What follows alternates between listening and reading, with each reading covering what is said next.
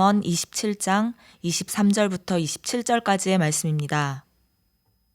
내 양떼의 형편을 부지런히 살피며 내 소떼에게 마음을 두라. 대저 재물은 영원히 있지 못하나니 면류관이 어찌 대대에 있으랴.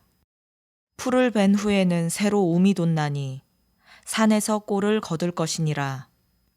어린 양의 털은 내 옷이 되며 염소는 밭을 사는 값이 되며 염소의 젖은 넉넉하여 너와 내 집의 음식이 되며 내 여종의 먹을 것이 되느니라.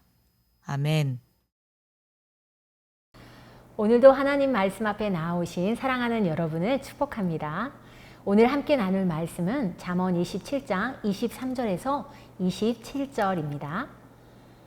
많은 이스라엘 사람들이 생업으로 종사하던 목축에 관한 권면을 통해 우리에게 말씀하시는 하나님을 만나실 수 있기를 바랍니다. 저는 지난주까지 휴가를 보냈는데요. 올 휴가는 3년 만에 친정에 다녀오게 되었습니다. 제 친정은 충청남도 서천입니다. 친정에 가기 위해서는 서해안 고속도로를 타야 합니다.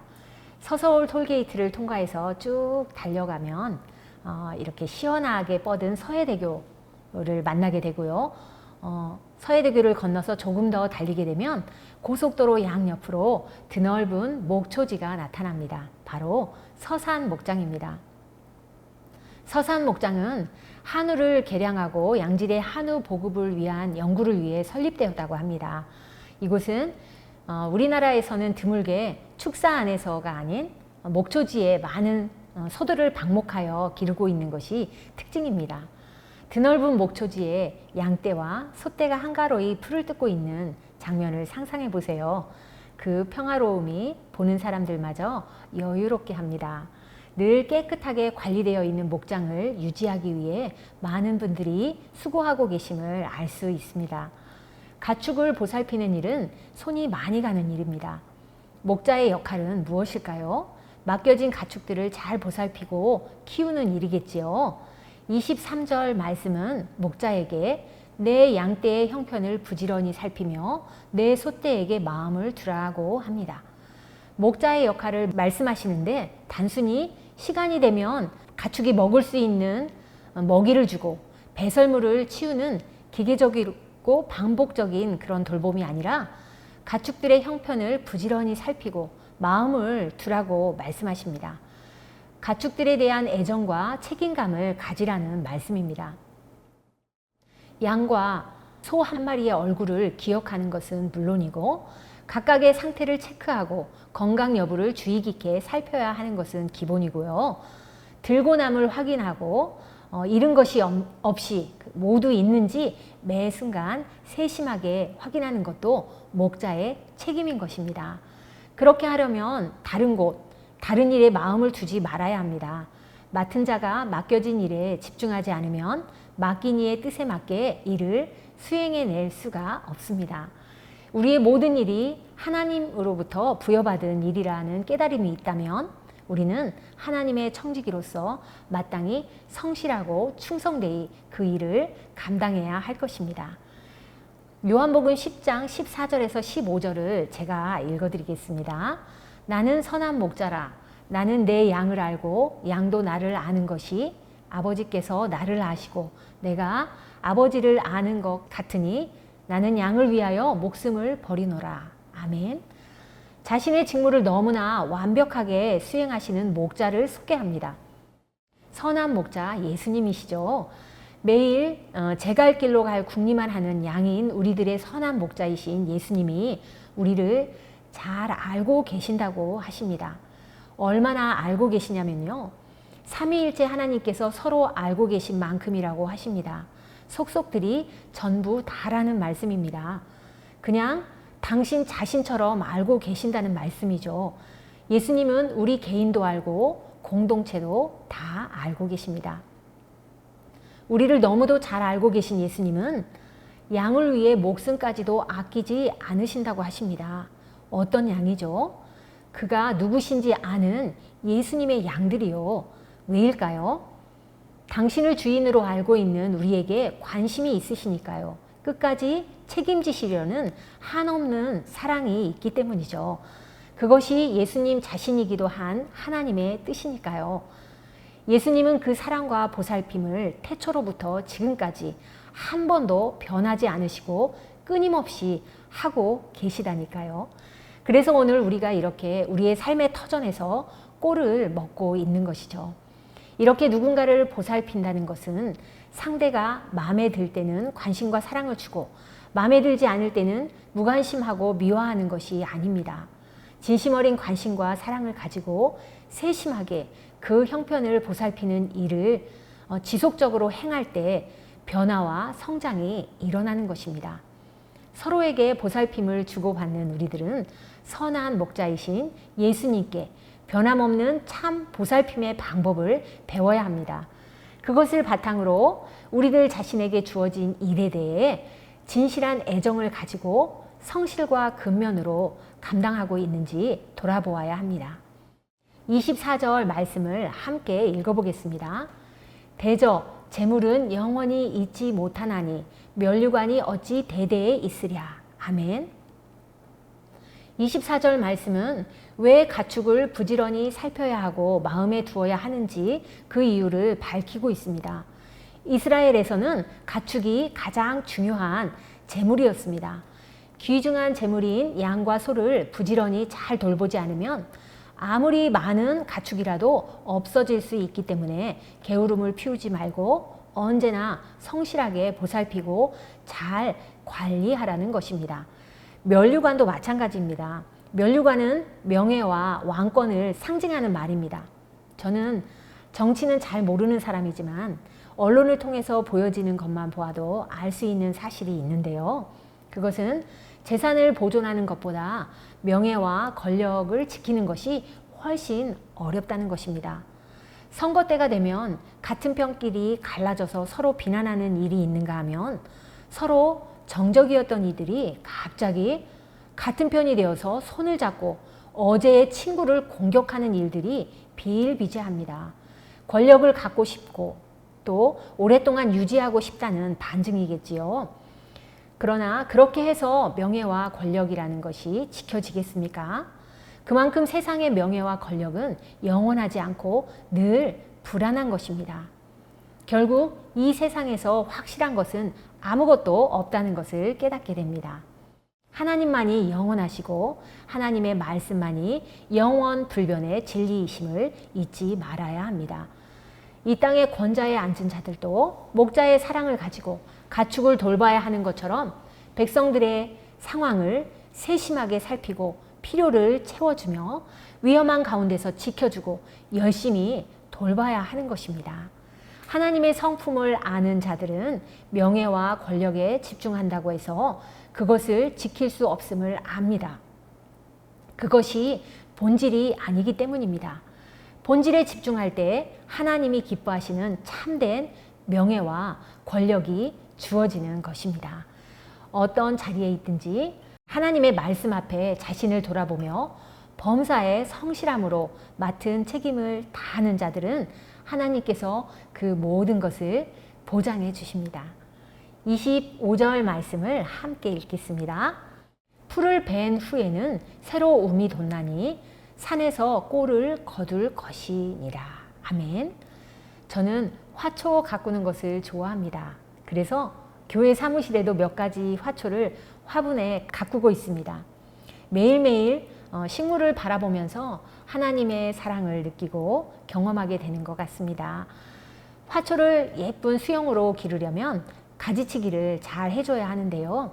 아깝다고 그냥 두거나 너무 조금만 잘라내면 웃자라서 좋은 모양이 되지 않습니다. 처음에 가지치기를 하면 곧 죽어버릴 것처럼 볼품이 없어지는데요. 며칠만 지나면 절단면에서 새 잎들이 돋아나면서 더 풍성한 가지들이 자라게 됩니다. 잘 살펴보다가 때에 맞게 가지치기를 해주고 나면 나머지 생명들을 풍성하게 허락하시는 하나님께서 돌보아 주시는 것이지요.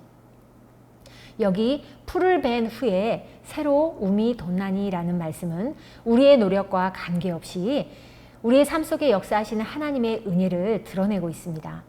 하나님께서는 자연의 섭리를 따라 모든 생명이 먹고 살 수 있을 만큼의 충분한 양식을 준비하고 계시기 때문에 인간이 노력하기만 한다면 얼마든지 산에서 꼴을 마음껏 거둔과 같이 충분한 결실을 거둘 수 있다는 사실을 보여주고 계십니다.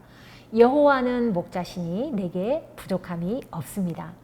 모든 염려를 내려놓고 받은 직분에 충실하여서 하나님께 착하고 충성된 종이라 칭찬받는 주님의 교회 모든 가족들이 되셨으면 좋겠습니다. 착하고 충성된 종들을 책임지시는 하나님의 부족함이 없는 은혜 안에 거하실 수 있기를 바랍니다. 26절과 27절 말씀을 함께 읽겠습니다. 어린 양의 털은 내 옷이 되며 염소는 밭을 사는 값이 되며 염소의 젖은 넉넉하여 너와 내 집의 음식이 되며 내 여종의 먹을 것이 되느니라. 아멘. 근면하고 성실한 자들에게 주어지는 여러 가지 유익을 구체적으로 제시하고 있습니다. 근면과 성실의 결과로 풍성한 물질의 축복을 말씀하고 있습니다. 맡겨진 일에 충실한 자를 통하여 온 식구가 안정된 풍요와 평안을 누릴 수 있음을 알 수 있습니다. 가정과 공동체와 사회 전체의 풍요로움과 평안이 구성원 각 사람의 삶의 태도에서 비롯됨을 깨닫게 됩니다. 하나님께서는 성실하게 노력하는 사람에게 언제나 정직한 보상으로 갚아주십니다. 갈라디아서 6장 7절 말씀입니다. 스스로 속이지 말라.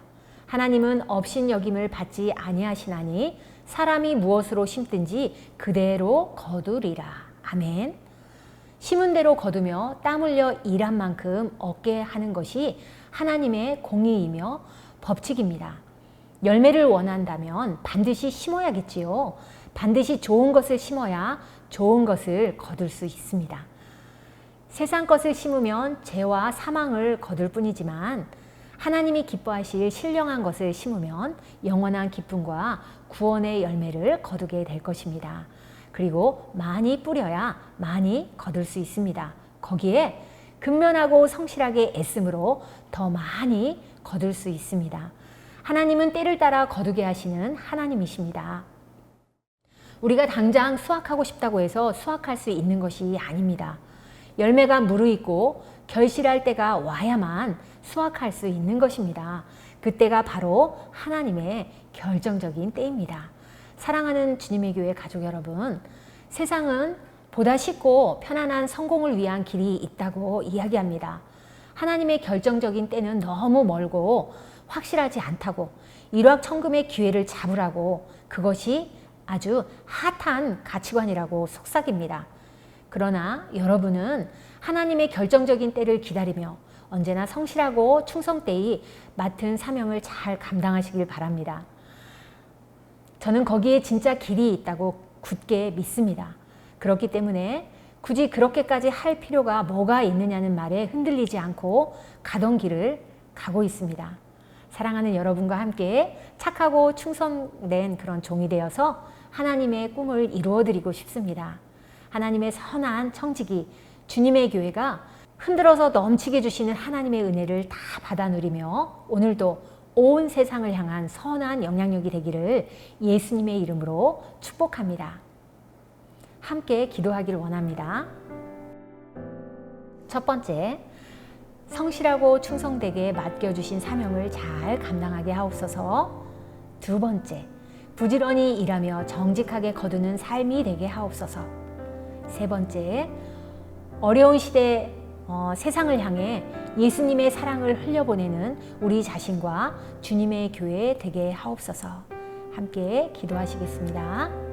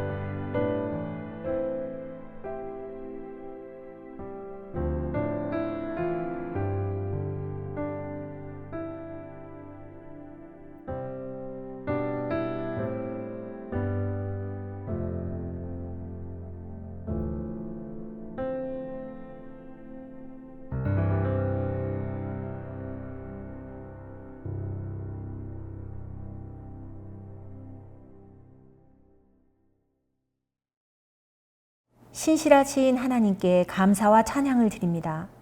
오늘도 저희들에게 맡겨주신 사명을 성실하고 충성되게 잘 감당하게 하옵소서. 언제나 하나님 앞에 있음을 기억하며 부지런히 일하며 정직하게 거두는 삶이 되게 하옵소서. 무엇이 참되고 무엇이 진리인지 구별하기조차 어려운 시대를 살아갑니다. 오늘도 하나님의 말씀만이 참 진리임을 믿고 세상을 향해 예수님의 사랑을 삶을 통해 흘려보내는 주님의 교회 모든 성도들이 될 수 있도록 인도하여 주옵소서. 예수님의 이름으로 기도하옵나이다. 아멘.